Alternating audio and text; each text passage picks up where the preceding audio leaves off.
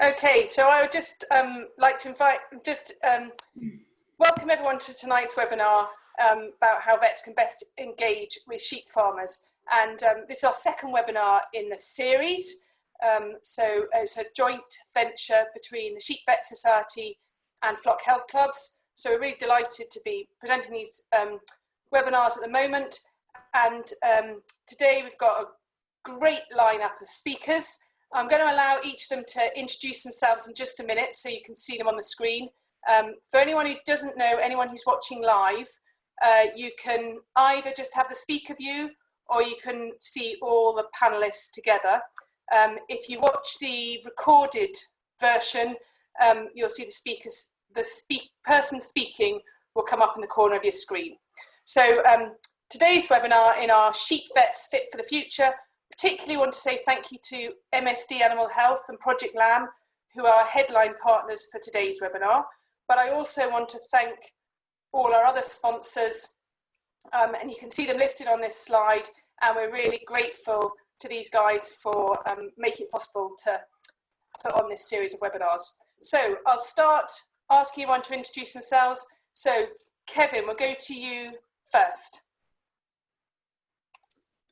Hang on a minute, Kevin. You're muted.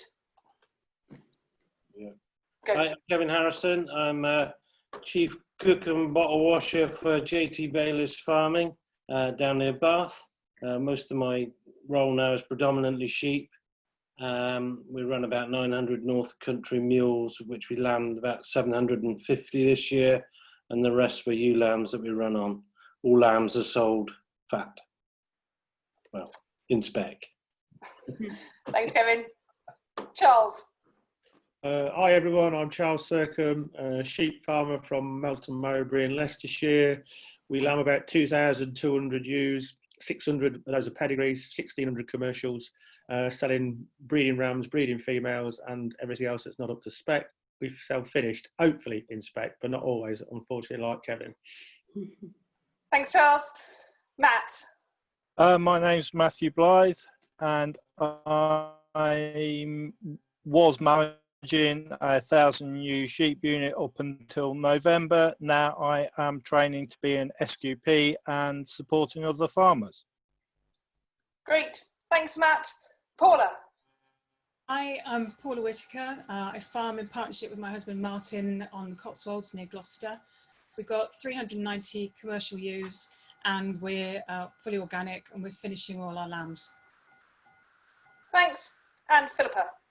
Hi everybody, I'm Philippa Page and I work with Fiona at Flock Health Limited as a sheep vet, and I'm also a commercial sheep farmer on a tenanted farm in Gloucestershire. Great, thanks all. I'm not going to introduce myself because I'm not really doing a lot of speaking today. I've pulled in all the experts, so I think we'll carry on. So the question we posed to everyone here was, how do our panellists think vets can best engage with sheep farmers? And so I'm going to go straight to Kevin. Oh no, I'm not. Sorry, that's my mistake. I'm not going straight to Kevin. I'll just, before that, apologies. This is from last week, 2 weeks ago, where we talked with Phil Stocker and Nick Hart, from President of Sheep Vet Society, about how lamb is a high value premium product and all the good things about the sheep industry in the UK. And we ended that webinar with this sort of call that we feel there's an increasing need for vets who are engaged with sheep farmers. And that sort of set the scene for this. So any vets we've got out there listening, watching this webinar, hopefully you'll go away with knowing what vets and sheep farmers think, what we think vets can provide for sheep farmers. So now I will go over to Kevin. Kevin. Thank you. So I was asked to do one slide and talk for about 5 minutes, and this is a subject I could talk for quite some time about, really, but I had to sort of say what would be your sort of perfect vet, and mine and maybe other sheep farmers. But so I thought I'd list a few little points and go through them. I mean, the main picture there is like as sheep farmers, we generally know where we're going and the path we want to go on. But sometimes things go a bit fuzzy on the edges, or we go the wrong direction, you know, and a path with no obstacles generally doesn't lead anywhere. So, but when we do stray out of those areas of our comfort zones and knowledge, it's always good to have a really good quality vet there to help you out. And on my list, there are no particular order really, but one of the first ones would be a good depth of knowledge of the species, and I'll put brackets there, farmer and sheep, because we are all different. All our sheep enterprises are different. That's one of the strengths of the sheep industry, but it can be one of the challenges of the sheep industry. And farmers are very interesting characters and different people, and all have different views really on how you should farm sheep. And also, you know, just the different systems, like a grazier that doesn't want a high lambing percentage, a grazier that's on easy cares, or someone who really needs to have the performance from their flock and get lots of lambs and get them away well with limited losses. So a good depth of knowledge of both those is a good backbone to any relationship between a farmer and a vet. And with that comes enthusiasm, because if you turn up, or if I'm on the phone to you, if you're enthusiastic, that enthusiasm wears down onto me, or wears down, that comes across to me, and it gets me enthusiastic. So it then gets you enthusiastic to do things before the next visit or the next chat, or think, oh, I don't want to do that, you know, how am I going to explain that? So just having that enthusiasm really sort of lifts your spirit and level and trying to get and achieve what you want to achieve. More proactive than reactive. So we would do, Philippa's our vet, does our flock health planning, and we would do 2 visits, and we would discuss what's happened in the last 6 months and what potential problems we might see in the next 6 months, routine things that we've done and we will have to do, and hopefully we're putting these building blocks in place which allow us to go on that steady path. And then the reactive side of it is less, because we have got plans in place, and when something does happen, I can just literally pick up the phone and we might be able to get an answer on the phone, or, you know, we can go further if we feel we need to. But I really am a strong believer in putting things in place so that you don't have those problems to have to react to. Understanding, we are, as I said earlier, we are an interesting breed, and now we're genetically, we're sort of paperwork shy, and we do it when we can do it. We understand that we do have a big workload, and there's times when we can get involved and things like that. But understand why I'm doing what I'm doing, understand sort of my relationship with the flock and where I want to take it. And that all leads then down to trust, because I want to be able to trust you as a vet. You know, going back to that depth of knowledge, if I ring you up and ask you about a problem, I would like you to know what you're talking about, and when you're giving me the answers, there's nothing more frustrating than talking to a vet who sort of, you can almost read him verbatim from the Google or the Sheep Veterinary Encyclopedia. So, and you know, I'm always learning. I'm still learning as we go on. And okay, my depth of knowledge would be greater now than 10, 20 years ago, but I've still got so much more to learn. But the reason I have learned is by talking to, you know, good, enthusiastic people with a good depth of knowledge. So, and then, you know, you just put all those things together, and then I will guarantee you as a vet, I will give those back to you. So I will try and have a good depth of knowledge of my sheep and me as a farmer, and I will give you enthusiasm to try and do what you try and make me to do and that we've decided to do. I will be more proactive than reactive, so I get the job right. I will be understanding of you and when you're not there or when you don't pick the phone up, and I will trust you as well.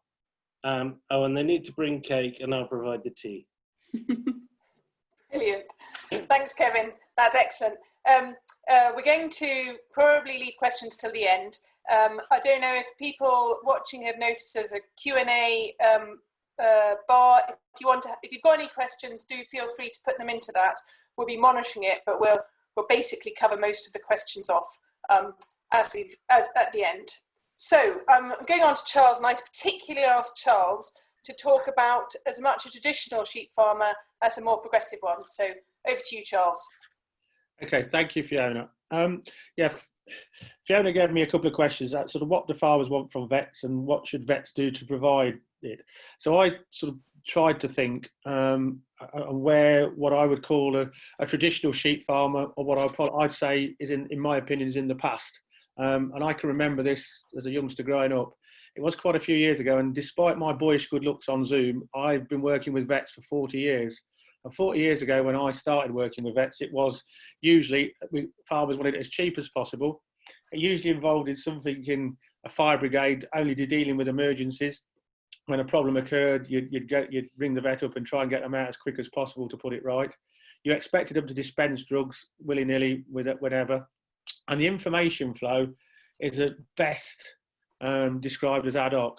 And I think that was sort of a very poor way of working. And I'd like to say, definitely with my current vets, and a lot are, in this area anyway, are moving to that. But there are still some traditional vets out there that just don't really interact with their customers. And one thing that I've heard a lot in meetings over the last 12, 18 months, when we've been trying to get into people to stop the use, particularly of Oxytec a month pre-lambing and stuff, is, oh, well, if I don't dispense the drugs and sell them to them, they'll go to a practice down the road. We need to sort of take a bigger view and see where we move on. So I think trying to be progressive, what does a farmer, in the present one, the good farmers in the present tend to want an annual visit. We all have to have it now to comply with our farm assurance, those as a farm assured.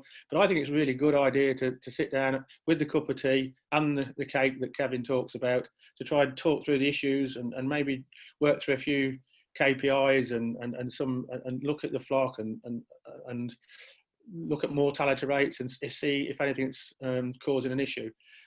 I also want, with my vets at the minute, but they'll sell me drugs reasonably priced, but the consultation is expensive. But that's a fair, in my opinion, that's a sort of fair deal. We can then sort of work together, because they know, if they've been on my farm, they know my limits and my expertise, and a phone consultation possibly, and then the drugs can be prescribed and dispensed. And we also do a flock herd health plan that I'd like to be drawn up, which we have to do again for farm assurance, but rather than being put in the drawer and gathering dust for 12 months, like most of them are, we perhaps in this annual visit, we ought to try and discuss the changes from the following year. Now, for the future, I'd like to see more regular routine visits and consultations. I'd even go so far to say I'd quite happily be prepared to pay an annual fee, but paid monthly, to get these regular routine visits. I'm working through a plan with my vets at the minute to go to quarterly visits and sort of consultation to try and be proactive. Part of that would be some health screening work that we'd like to do and try to eradicate these really annoying endemic diseases, mastitis, foot rot, just to name a few, that we, with a bit of planning and a little bit more proactive, we could probably do. And I'd like to also instigate an active improvement program. Well, I'll call it an active improvement program. Rather than a flock health plan that sits there and does nothing, then I want to be working through that, I say quarterly, just to see how we do. And I expect, because I'm paying, I expect the advice to be independent and trustworthy, as Kevin mentioned earlier. Now, how do vets try and do this, and what does vet engagement mean? In my opinion, it means that you should try and provide solutions and be part of the overall farm plan and team that we want to do. I genuinely believe screening and post-mortems, particularly in sheep, can be a really good way of finding underlying issues and seeing what's there. And I want a joined up approach and teamwork with my nutritionist, maybe other consultants that work in there on the grassland and nutrition, and possibly sort of doing these screens and checks to find out what we're trying to do. I believe that is the future. I genuinely believe that it will come, because we'll all have to look at what we do, and there could be hopefully government incentives to go down this route. But it will mean that we do need specialists. We do need specialist sheep vets, and we will need to have the depth and knowledge that can be utilised by farms to make the best of each situation. Because I think we've all agreed that no two farms are the same, so that's why we've got to try and find the solutions that best fit each farm. Great.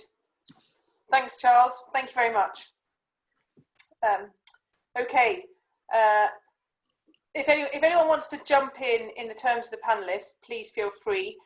But meanwhile, I'm going to go on to Matt. Over to you. Thank you, Fiona. I'm quite privileged to be invited to do this, especially after 10 years ago getting in the vet time saying there's lack of sheep vets around. So I'm quite privileged that Fiona's invited me to do this. First thing I did when Fiona asked me to do this was I went to some of our local sheep farmers to get their opinion, and what they came back with, what I was thinking as well, was we understand that they've been trained highly and we're after their knowledge. Also, their training opportunity to train us by doing post-mortems, etc., to help us. And the good way of doing that is through the flock health clubs. The other thing we came up with is their knowledge of pain relief and antibiotics, which we know we cannot manage without. And the other thing they all came up with was signing off health plans to help us become, with our farm assurance, to help us gain more value for a stock. But then I also talked to some local vets. They also came back with the same as farmers, is that we're both after a return on investment, and we're both struggling to see that in this area down West Sussex.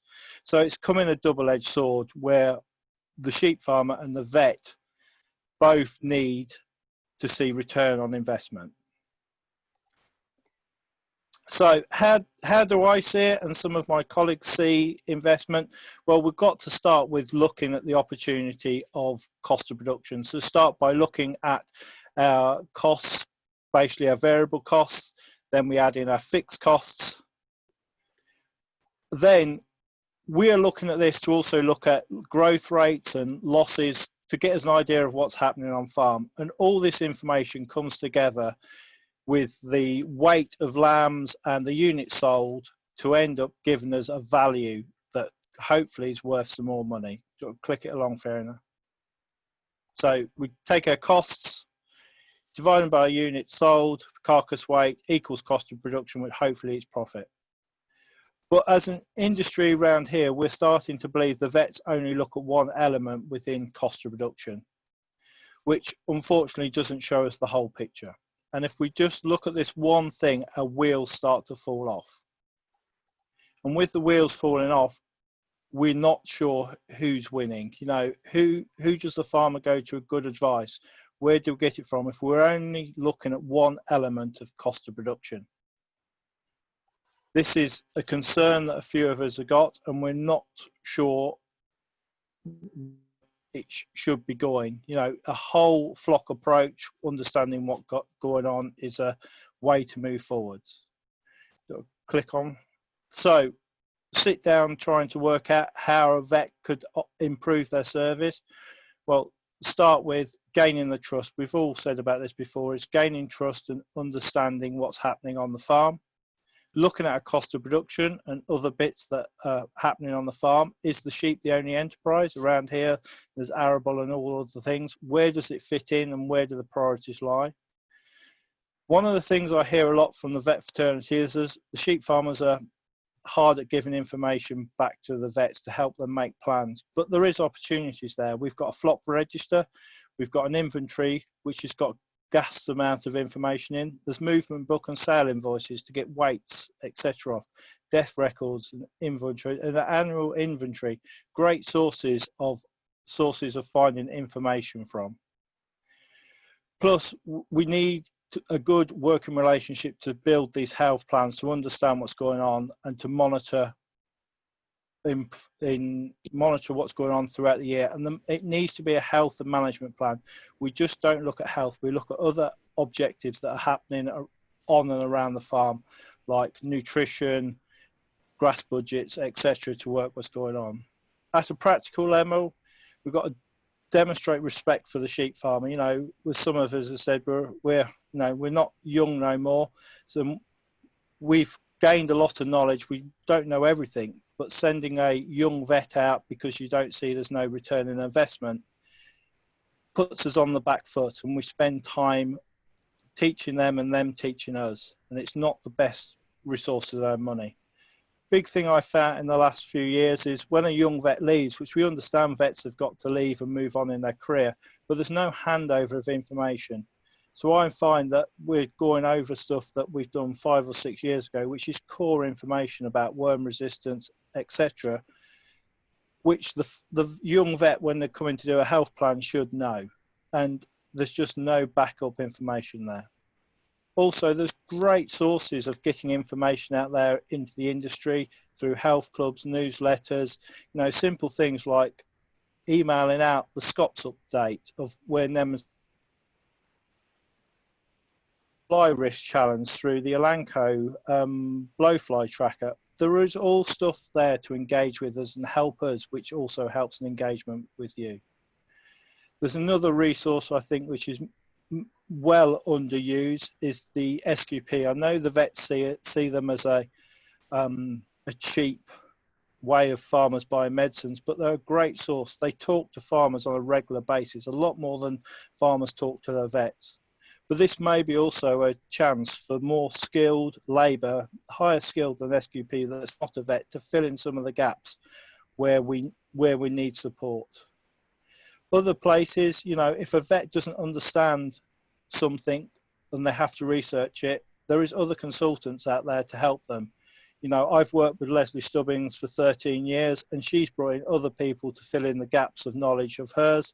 And through my knowledge of dairy farms, a vet does not do nutrition on a dairy farm. So there's other opportunities for bringing other sources in to help us gain our trust with each other. Okay, thank you, Matt. Bit of a challenge there. I had said I'd look out. I have kept somewhere the article. It was front page of the Vet Times where Matt complained about sheep vets, and it was probably about 10 years ago.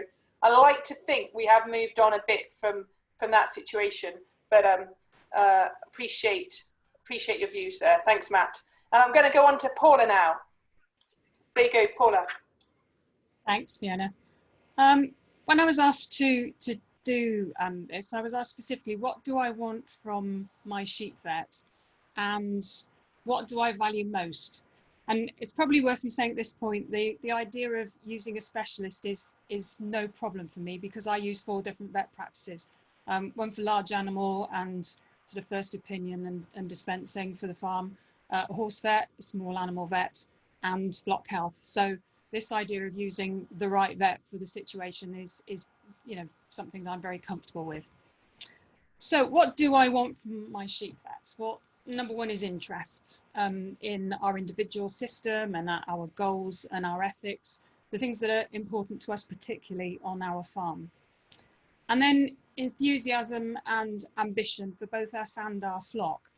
You know, there will be bigger farms out there that are more high tech, that are probably more profitable, that are doing, you know, incredible things, but this is our farm and our flock, and it's what matters to us. An understanding of our strengths and limitations, and I'm thinking about the system, finances, the facilities that we've got on farm, the type of land, the skills that we have as individuals or that we can call on from contractors, and also the energy levels and the personal resilience of the people that are involved. You know, and that doesn't necessarily stay at the same level all year. You know, at the moment we're down to our last 2 ewes that I wish would get on and finish lambing. You know, we're starting to have a bit of an energy dip here, whereas get to the beginning of March when everybody else is lambing and I'm raring to go, you know, I'm probably a little bit more up for things then. Patience, and that's not just with people, but also with the pace of things. You know, thinking about change, it takes a long time to change a system, but also it can take time to change the mindset. And if you're working with people who perhaps are, you know, wanting to just hold on to the things that they do, you've got to just ease them along with you a bit, and you know that the things you're suggesting are going to be to their ultimate benefit, but they can only go as fast as they can go. So knowing when to push and when we've reached the optimum for our system. And I was thinking about that because, when you've got something that you're changing and you've got goals and you've got targets, you're constantly looking ahead, trying to get to the next step. But it's actually harder, I feel, to stay where you are because you don't have that motivation of seeing constant change, and you're not seeing where you're going to next. You're just seeing more of the same over the horizon. So that is the time when you really do need that support and motivation. Next slide, please. And then what do I value most in my vet? Well, obviously I'm talking on a personal level here. Philippa is my vet. Having a two-way conversation. Each side of that vet and farmer partnership are going to bring skills that are equally valuable, and experience from different places. From sometimes people's skills are going to be old, traditional, valued skills, but they still have relevance. And being able to have that conversation about, well, okay, what can you do? What have you done? What can we change? Doing that together is so important. And of course, then understanding and sensitivity comes into that. Vet needs to acknowledge that there are going to be quirks, and particularly, tensions in inverted commas on each farm, and the people involved as well. It's quite often a situation where you're working with a partnership, or whether it's a family partnership, husband and wife, or a business partnership, but people are going to have different opinions. The people within the farm business will have different opinions, let alone the vet and the farmer. And so having that understanding and sensitivity to try and keep people together, to keep focusing on where you want to go and to take them along with you. Investment. We know that Philippa, as our vet, is not going to be judgmental. She's going to be fully supported. She's fully supportive. She's fully invested in the success of our farm and of our flock. The term fire brigade has come up before. We know that we can be proactive. We can talk about issues that are either just starting to come into view, or we're concerned might do, before they ever escalate, so that we've got a plan in place. Flexibility and compromise, and that's on both sides. It's about having the confidence to change things when they're not working, a willingness to work with what we have. From our point of view as farmers, we've got to be brave enough to let go of things that we've done for a long time if they're not working. If you do what you always did, you get what you always got, but that can be a frightening thing to do.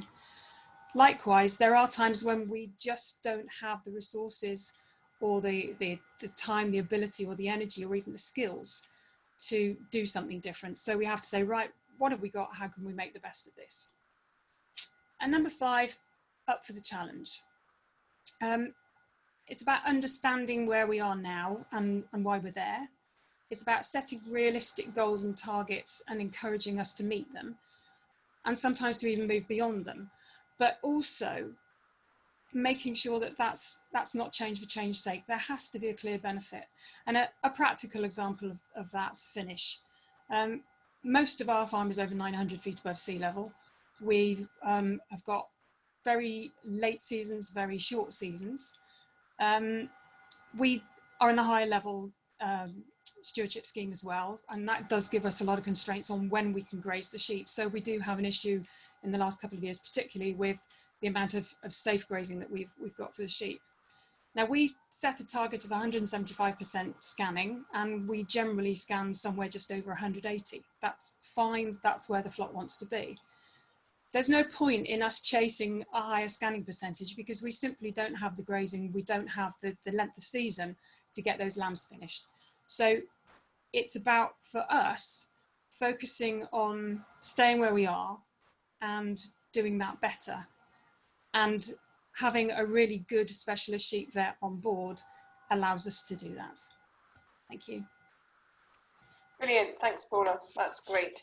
And then it's only fair, having had people talk about Philippa, is to let Philippa have a chance to say what she thinks Go on, go for it, Philippa.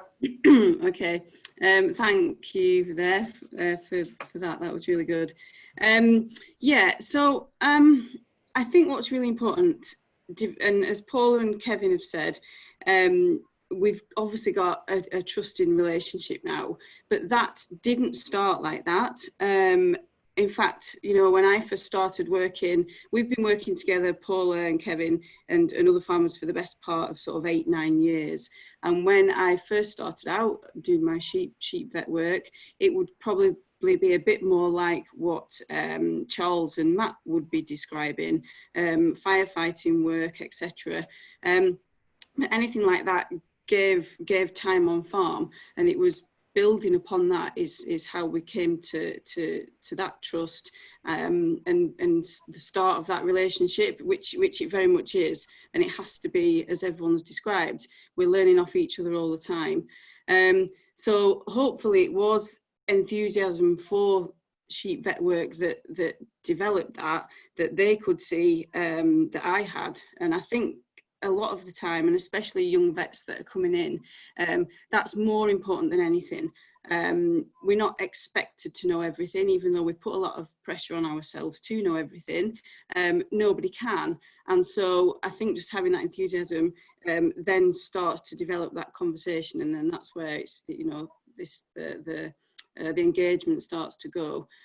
But we have to be patient, and I think as vets sometimes we're not always that patient, and we expect quick results. We're used to dealing with, we're actually more used to being reactive and being firefighting type vets, if you will, and so patience sometimes isn't something we've always got, but certainly with flock health planning and engaging with sheep farmers, it's crucial.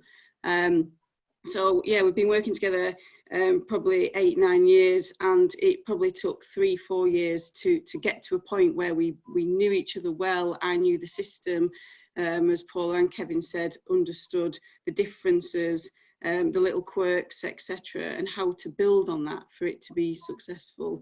So obviously that takes time, and understanding the system, and understanding on many of our farms who we're working with. Sometimes we're the link as a vet between the farmer and the shepherd, and that can be a very different relationship that we have with both of those two people. So that that can be useful to appreciate that, to get the very best for the flock. A lot of this is about people skills, and again, I think as vets we do focus on animals because that's what we're trained to do. But actually, the person looking after that flock is the farmer, and it is the shepherd, and it's with them that we need to work to get the best for them in terms of profitability, but also in terms of animal health. We can only do that by working with the guardians of those animals. So it very much becomes a social understanding. And then understanding why things might not be happening, as Paula alluded to, as quick as we think they could. There's many things going on around the farm which we won't get that straight away. So it's really important that we keep harping back to that patience. A drive to learn and develop skills on both parts, I think. So obviously our farmers want that from us, and we don't know everything straight away, so we need to build on that. But I think that we can, as vets, can be slightly selective as well. And if we've got we've all got the pyramid of farmers in the practice, we've got the ones that we know do want to learn and develop and work with us, and we've got those that don't. And sometimes we might not waste, but maybe spend too much time trying to bring those farmers up to where we want them to be, rather than actually thinking, where can I work better? And sometimes that may be with those farmers that do want to engage, in the hope that they will bring the other farms in the practice with them. So we need to be part of, aware of the industry. Many of us as vets, some have got our own sheep, but if we haven't, we need to know what's going on, what prices are, what the weather's doing, and that all helps build that trust when we're talking with our farmers. And then developing our knowledge and developing our skills as well. And I touched on earlier about sort of knowing what's going on, understanding of the farm, and all of that leads to us being dynamic and adaptable and realistic, because I think I'm guilty of having a very clear picture of what might be happening and how we can affect the change, but it's not us that are doing that day-to-day work. And there's a whole host of reasons, as that everyone tonight has spoken about, as to why that might not happen. Labour, who they've got helping them on the farm, finances, and then things we can't control. So I think being realistic and coming back to patience, understanding why our advice might not be followed that year, for example, builds that relationship, and it may be something to look at for the following year. And that's why it does take time. We can't do a flock plan and change all the performance in a year. It's just not realistic. And I think as young vets, we don't always appreciate that. I certainly didn't, was maybe impatient, but now do understand that. And then you start to see the results as you work with those farmers. And as a young vet, I think Matt touched on it. You know, young vets being sent out to do the sheep work. This is a massive opportunity if you are a young sheep vet to really take possibly an area of the practice that's neglected or hasn't been developed, to really take that and run with it. And yes, circumstances change where you need to move, but sometimes retention of vets is because they are unsatisfied in the practice, possibly not being given responsibility. So if that's you, because this is very much how I was, if there's an area in that practice that can be done better, then take it, run with it, and learn from your farmers. Because for as much as Pauhla and Kevin and other farmers may have said they've learned from me, I have massively learned from them, probably as much, and together we've become successful. So yeah, if you are one of those young vets, take the opportunity to run with that. I don't think we should be afraid to evaluate financially our input onto the farms, discuss it with them. They're paying for our advice, for what we're suggesting, our changes. We need to look if it's working. Again, it's all building trust, but it's really important for vets as a whole to do that, to make sure it's financially sound for both parties. Otherwise, it doesn't work. And I think Matt talked about the cogs falling off. It will do if we can't develop progression or address things when they're not working. And finally, leading on to advertising what we do. Some farmers might not understand, might think we are reactive and that's all we do. Actually, there's many vets now do nutrition plans for the farms. They do the trace element audits for the farms. Some do scanning. Some, you know, so there's lots of skills we've got, but we need to actually tell our farmers in the practice that we do them. And then you know, and that just develops and shows what sort of skills are available. But if we don't advertise them, which we're not always that good at doing, then our farmers won't know.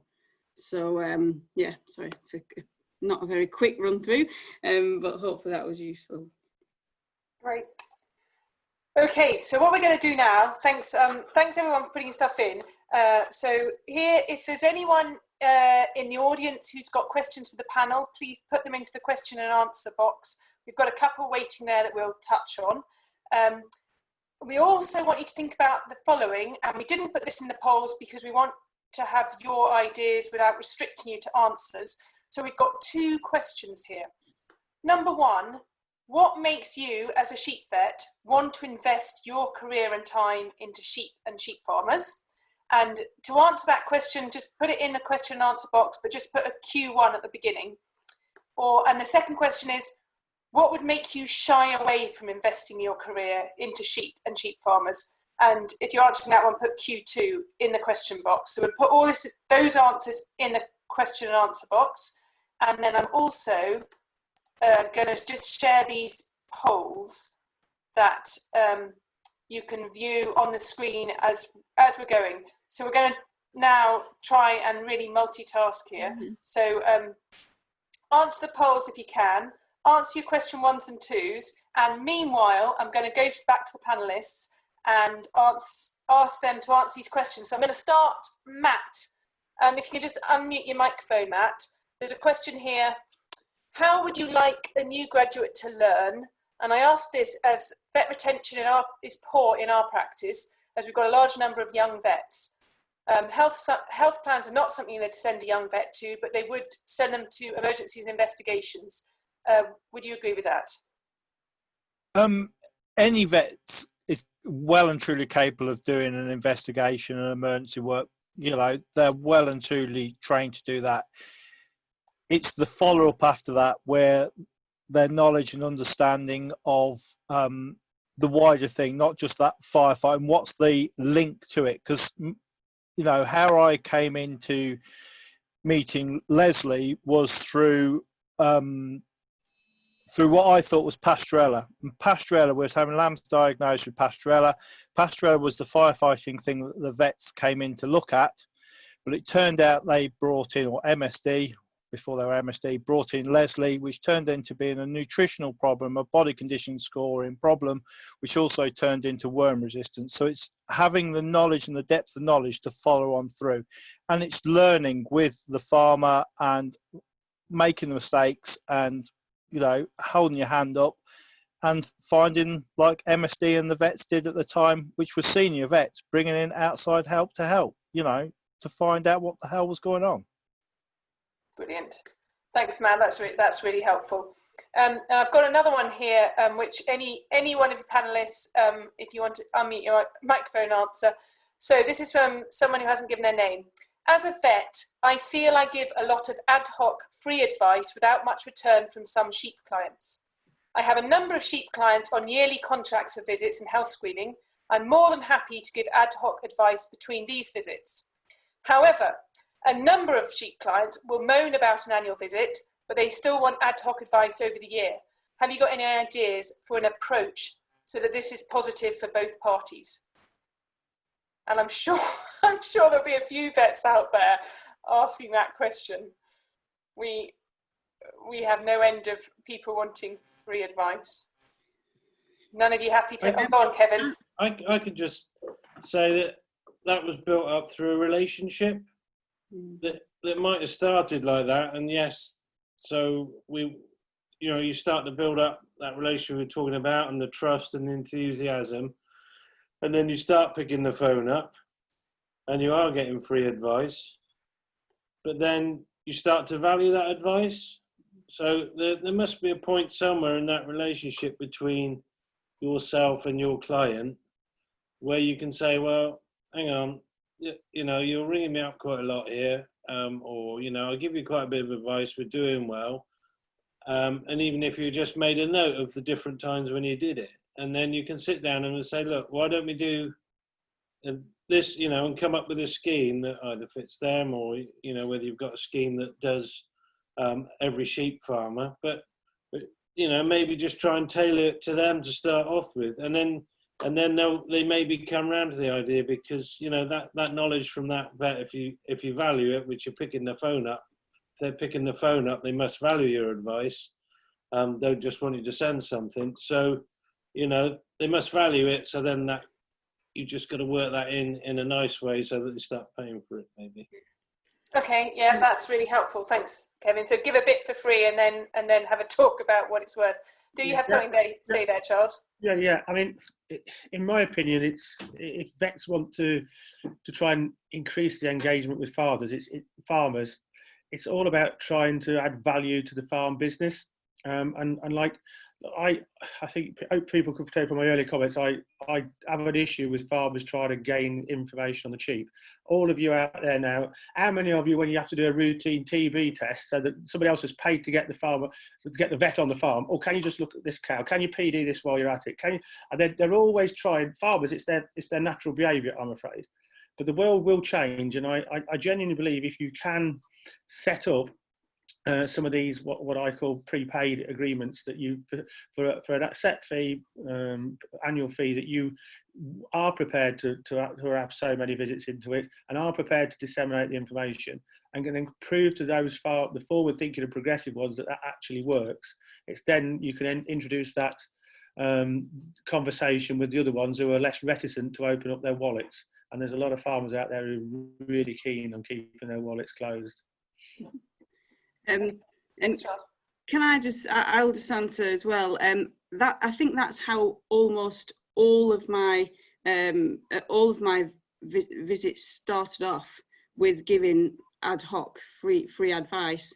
That's how that engagement started, as frustrating as it was. But as Kevin said, there comes a point where you make a note of that, and because it benefits both parties then to actually engage and set up something to actually maybe get on farm and then start to get a return for your advice. But I think a lot of that's kind of how it did start, really, until that trust and started to build. And again, like Kevin said, if they're phoning you, that's great. At least you're getting that engagement, and it's sort of up to you to help steer that and try and turn that into something that might be better. Obviously, I just highlight Anthony's just popped up and said, "Can I apologise for being that farmer who calls Philippa for ad hoc advice?" Yes, Anthony, apology accepted, but we need to talk. Yeah, that was very risky to put that on there. Now, there are a few people who've come in here with quite a few people. What would you recommend to a student who's interested in a career as a sheep vet? Suggestions for young graduates, enthusiastic, but how to get better insight into the industry. And another one further down about young vets interested in sheep work. I don't know, do you want to start off answering that one, Philippa, from a vet point of view? Yeah. Getting into sheep work, I think actually how it worked for me, I think we're farm vets, and so we need to understand the whole of the industry, the whole of the agricultural industry. So not because many sheep farms have beef, and exactly like Charles said, I would use the opportunity to do a TB test to talk about sheep.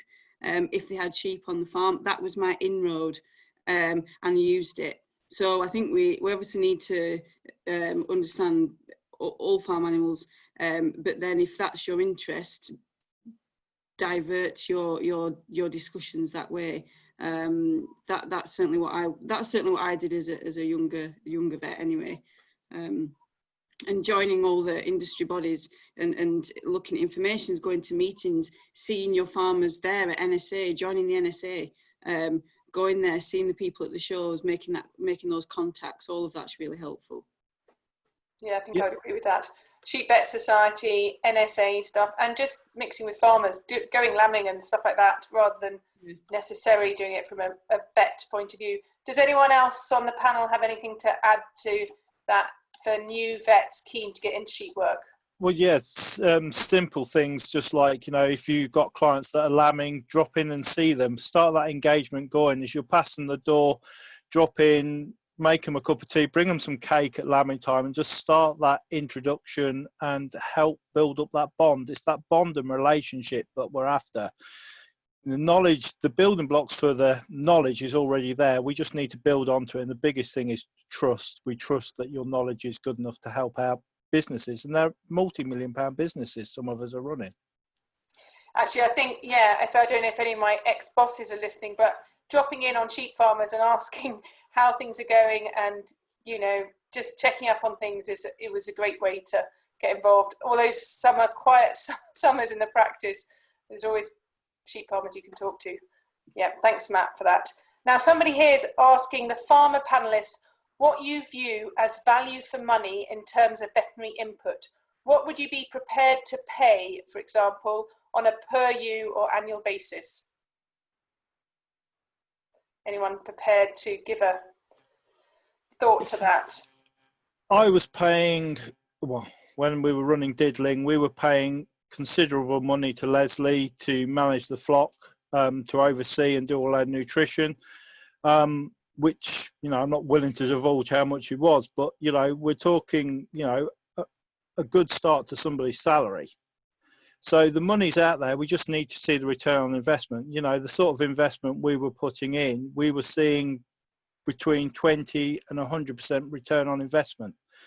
And that makes you get your trust. If you're seeing return on investment, good advice, people picking up the phone to you, asking how things are going, you know, simple text messages, etc. Just, you know, knowing that we're busy at certain points, but know that you're weighing lambs for the first time 6 to 8 weeks. How heavy are they? It gets your engagement with everybody. But return on investment is the biggest one.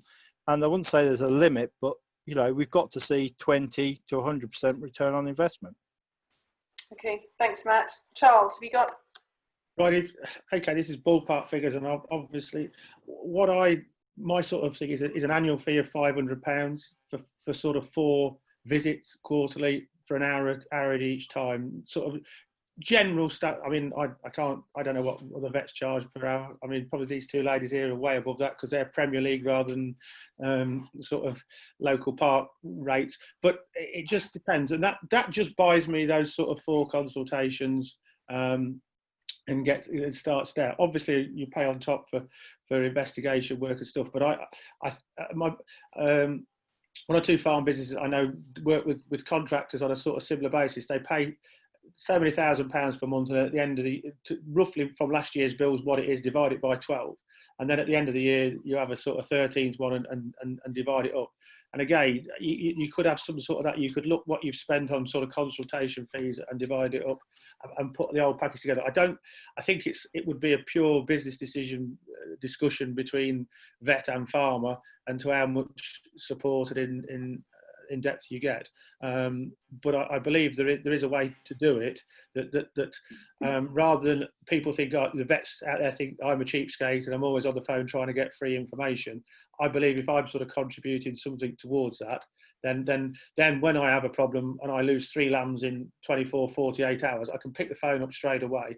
It's a quarter of an hour 10-minute conversation. We talk through it and we can put something in place quite quickly.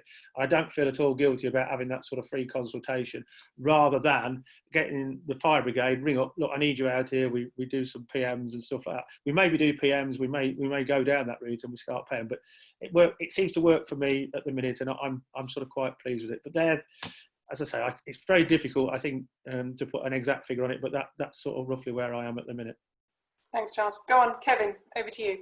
Yeah, there's so many different sort of varieties of sort of scheme, and there's some vets will do, you know, they'll throw in a couple of post-mortems or fecal egg counts. Or that wasn't the route we went down, because obviously you are flock health or flock health planning and that sort of, so we have to have a vet as well to prescribe medicines and for firefighting as well, which we try and work together.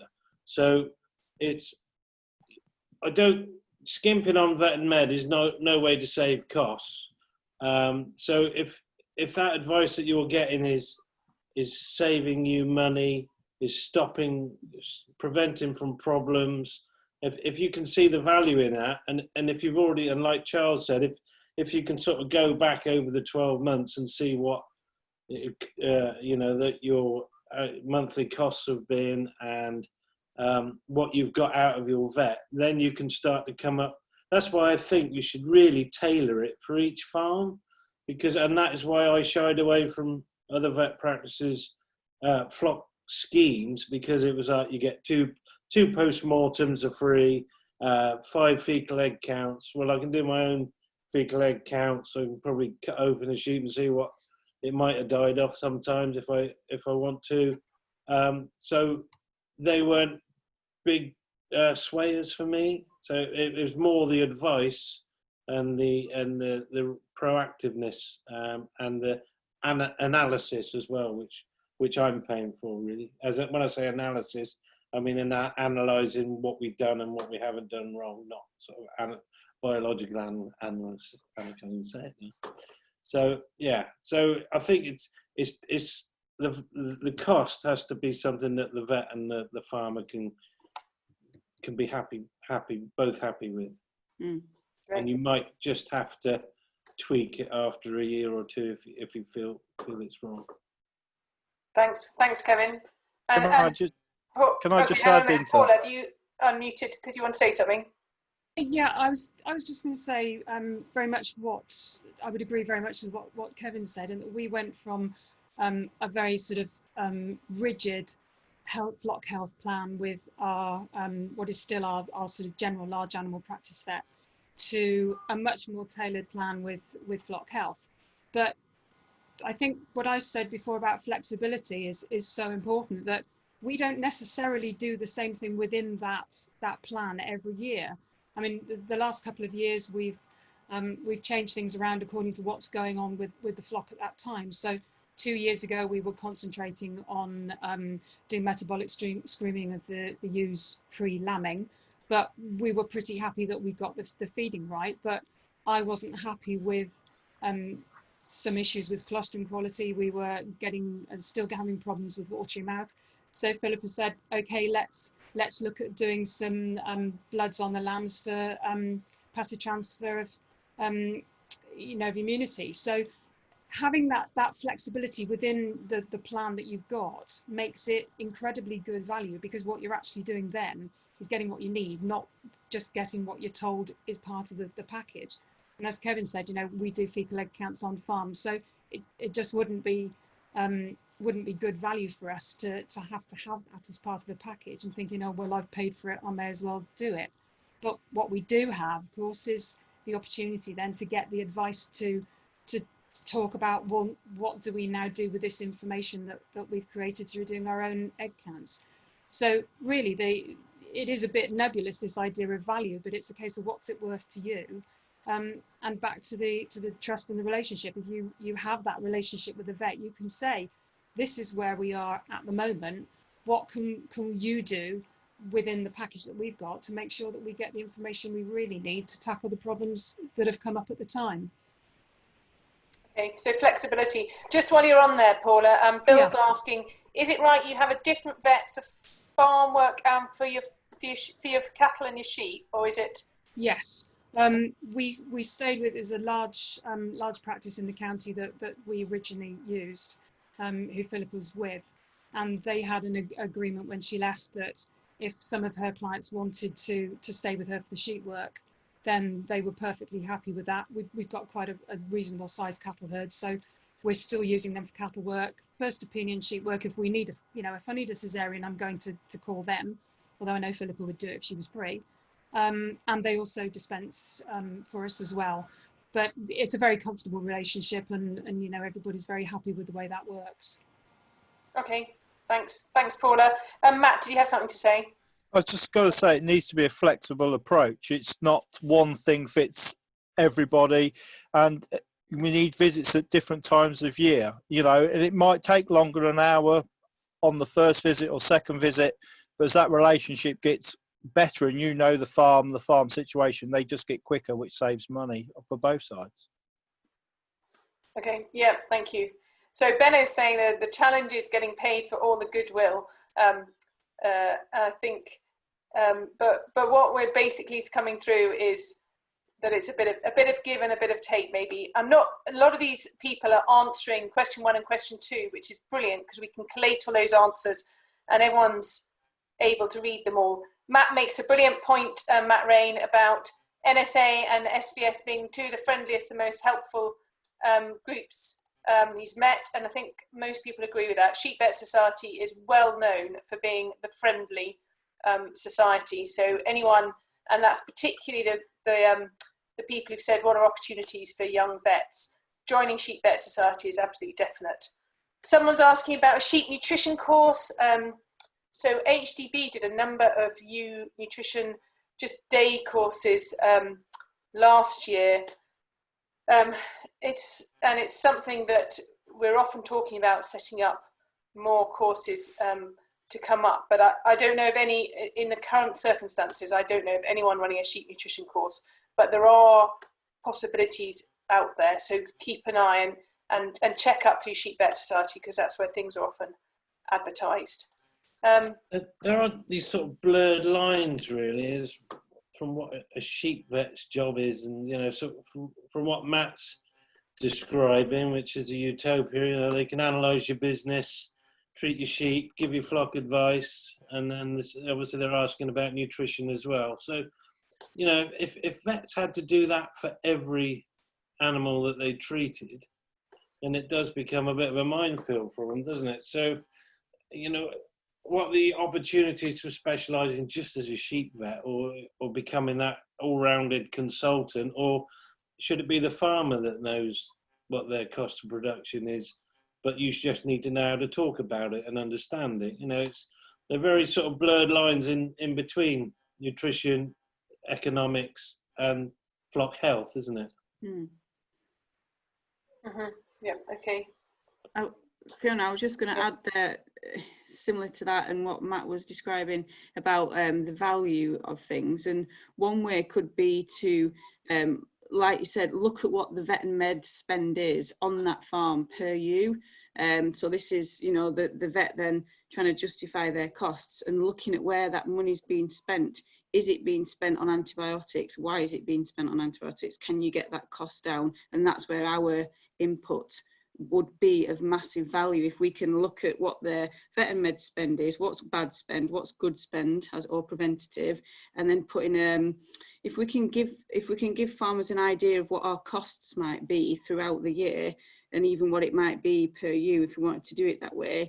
Nobody likes surprises, and so that might help start that engagement. So if you've got a farmer that, you know, they should all know the vet and med costs really, or it can be worked out, and you could justify your involvement based on that. Yeah, that's thank you. That's helpful. Now I'm going to. It appears that we haven't answered most of these questions, but most of these questions are actually people answering our question, which is quite a relief. Otherwise, we'd be here all night. It is 8:30. So what I'm going to do is end the polling, because we've had 82% of people have answered the poll. So I'm going to share those results so you can see those on your screen. I'm basically going to end the webinar, and then if people want to stay chatting, that's fine. And just to say, well, mainly to say a really massive thank you to Pauhla, to Charles, to Matt, and to Kevin for joining us and for giving us your thoughts. And you know, the best way to work out what sheep farmers want is to ask a sheep farmer, so, which is the whole reason we got you on here. And it's fairly intimidating talking to your computer like this, and seeing a video of yourself as you're doing it. So really, really appreciate you doing that, all four of you. Go on then, Kevin. Can I just say one thing? Because Anna Schilling here has written about so many times one still encounters the sentiment that sheep are either fine or die anyway. And that really does, that as a sheep farmer, that really frustrates me when people say that as well.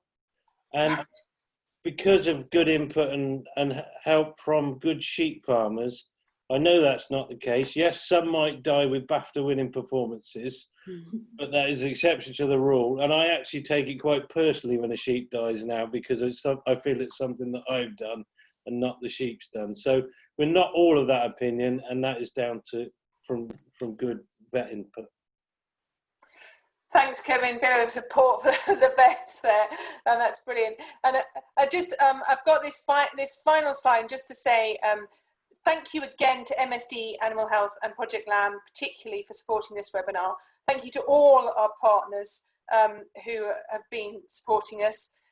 If you're listening and you've appreciated it, it is free, but if you would like to give to either Send a Cow or Vet Life, we'd really appreciate that. There's a Just Giving page, and you'll get an email at the end of this webinar that will give you the same URL, so you can go into that if you feel like giving.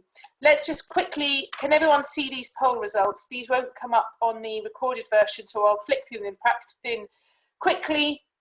We've got 58 people on the call who are vets in practice, and another 27% are vets but not in practice, and then a couple of sheep farmers and people who are neither sheep farmers nor vets.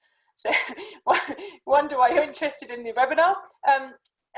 And then we've asked people, what proportion of your sheep farmer clients do you have regular preventative flock health contact, and 31%, so a third, have regular preventative flock health contact with between 20 and 60%, and a quarter of people, most people, it's less than 60%, and no one says it's none of them, but it's basically between 20 and 60%, or less than 60% have good regular preventative flock health contact with their sheep farmers. So there's plenty of scope and opportunity for increasing that.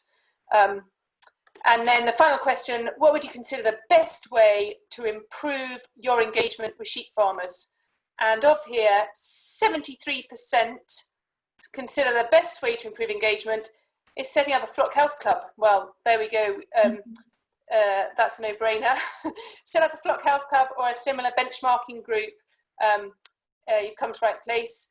Employing a specialist sheep vet is the next, sorry, I missed the one on the bottom. Thankfully, people don't think offering subsidised visits is the answer, but offering a service to collect sheep farm data is another high scoring one there. So that's very interesting.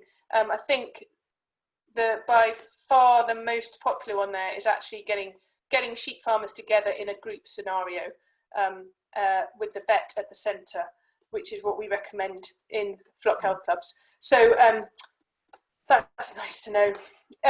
We'll save these results. We can put together results from the previous webinar. Now we really are over, and so please do go if you need to go. And we'll just flick past through all the panellists. Is there anyone seen any other questions that you feel you want to answer, or they've firmly got your microphone switched off, which I'll take as you've had enough. Do you want to have something to say, Matt? No, not at all. No, okay. Well, I think, have you noticed any questions that we really need to answer that we haven't, Philippa? Or they're mainly people answering our questions. Someone does say that the SIUC ran a sheep and beef nutrition course on most years. And this question from Jenny, is there anything that we really want vet students to learn at university which would be of value that we're not currently taught? So that is something probably for all the panellists. And maybe apart from nutrition, which I think we've already discussed and is possibly a big, is there something that the panellists feel that we're really lacking, that sheep vets are really lacking currently? Because I've been involved with the RVC 4th and 5th year students for the last 18 months, just some basic information, because it's quite a laugh just asking them how much a sheep farmer would spend on vet and med a year. You get prices between £30 and £100 a ewe. So just, I wouldn't say they need no cost of production, but just some basic bits of information so they don't look like fools. Yeah, and they only have to come for 2 weeks as a lambing placement, but some of the really good students that have been to me will come back year on year. And years ago when we used to get them, they used to have to do a project, and they had to ask me questions at the end about feed and stocking and subsidies, but none of that happens now. They just have to turn up, do their 2 weeks, and they get scored. And the really good, enthusiastic ones tend to come back and, they ask questions as you work with them. So, 2 weeks isn't really enough to learn about sheep. It's a good, intense environment, but they don't actually have to learn anything else about the sheep enterprise. Mm-hmm.